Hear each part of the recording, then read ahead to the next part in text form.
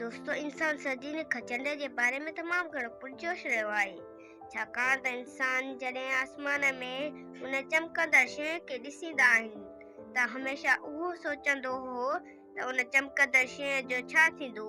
अव्हां खे ख़बर आहे त चंड सभ खां वेझो खिलाड़ी शइ आहे। असांजी ज़मीन ॾांहुं जेको असां पंहिंजे आम अखियुनि सां आसमान में ॾिसी सघूं था।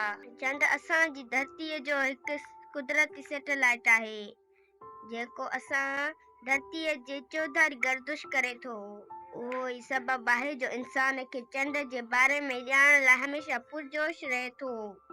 पहिरियों खिलाई मशीन यानी अपोलो 11 बि इंसान खे चंड ते वठी आयो, जंहिं में हिकु सफ़ायर पत्थर इंसान बणाए छॾियो, जंहिं चंड जी सरज़मीन ते कदम रखियो।